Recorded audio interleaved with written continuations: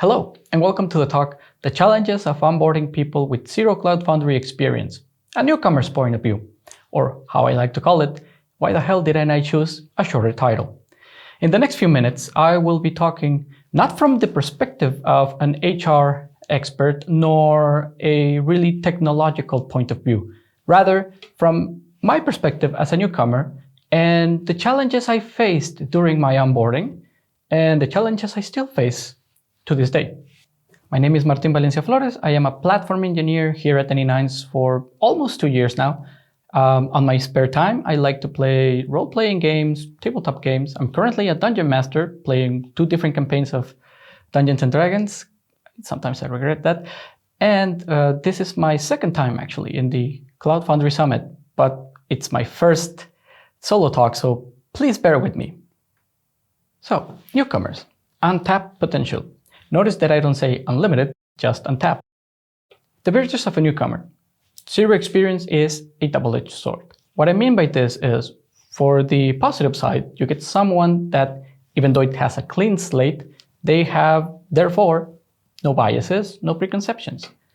They also have a view, kind of like a kid at a new toy store. Everything is bright and shiny, so it's easy to get an outside-the-box perspective.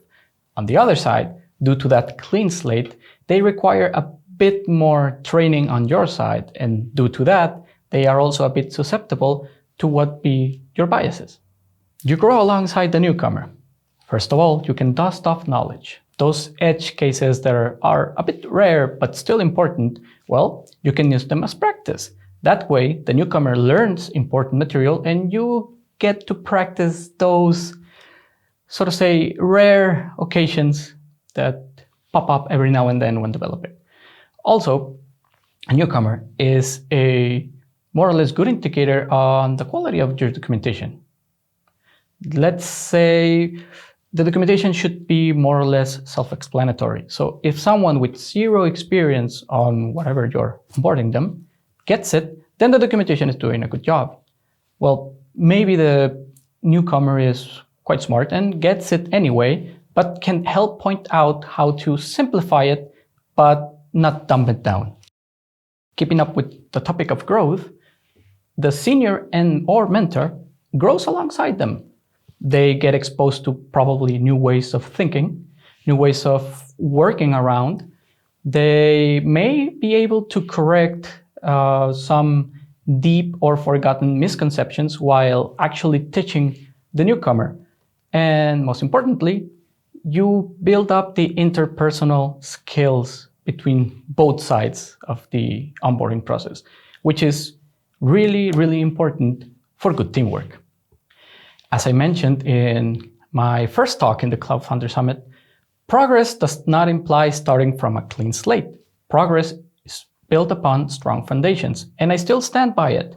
In this case, you have to be that strong foundation. Onboarding. Onboarding is a challenge by itself. It's a complicated process. It comes with a set of potential challenges from the technical background of the person you're onboarding, the process that you're being onboarded to, or the company itself. This coupled also with the historical background to what you want to onboard people. You perhaps don't want them to know the story of each of the CEOs that was in your company, but you want them to know a little bit about it to live the culture and be comfortable where they work. Same with the tools. You need to know a bit of history about how the tools were developed in order to use them properly. And this, coupled with the technological background, brings a complexity, which can be summarized the most important ones to, again, the tools you're using and the product itself. You have to find a balance to properly convey the complexity of both those components, but leave it accessible enough so that the person that has zero experience in this field can do it step by step and get familiar with what they're supposed to work with. Entering the cloud ecosystem. Entering the cloud ecosystem was a bit scary, as you can see.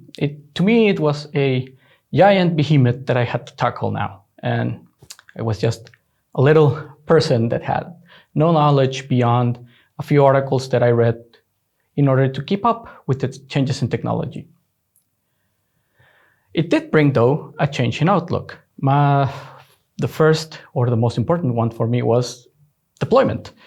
I used to work as an in-house developer, and the deployment was more onto the manual side, so it was machine by machine.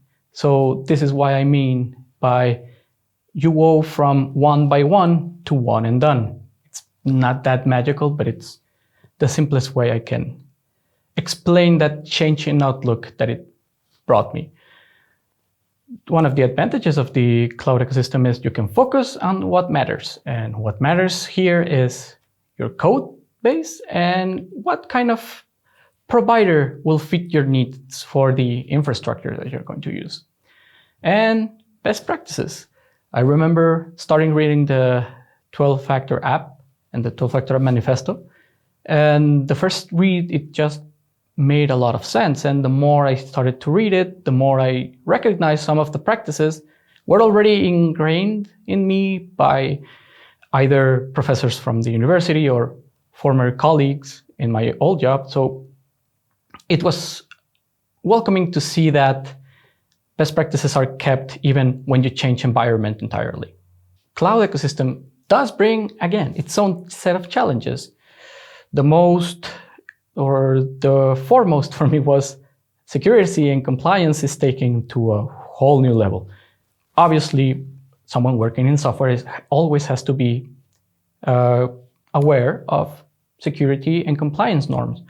But with the availability of information, because it's on the cloud, it takes it to a whole different game. So it was both really intimidating, but also quite calming and, again, welcoming, because it was very well defined. So it was something that was already being taken care of.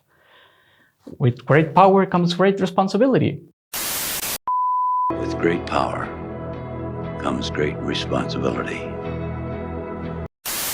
Meaning that you go from being part of the development cycle, like you develop, you test, you're done, to being part of the whole cycle of continuous development and deployment. So DevOps, do you have them? So the development operation practices and experts on it become really important for your day-to-day business. And one of the challenge and advantage at the same time for cloud ecosystems, everything is on the cloud. So you now depend on a good connection. Now, Cloud Foundry, quite the adaptable toolset. Why Cloud Foundry? Well, first of all, Cloud Foundry is an industry standard platform, and standards are good, standards are cool. It simplifies the overview on the technology stack. So as I mentioned before, you just worry on your app, your data, and more or less you're done. And my favorite part, it's open source code. So it's not just a brand, it's a community. And that sense of community, it really goes a long way. Further boons of Cloud Foundry is tied to the fact that it's a strong community. They have really accessible documentation. So basically, if you're looking for something, you'll probably find it.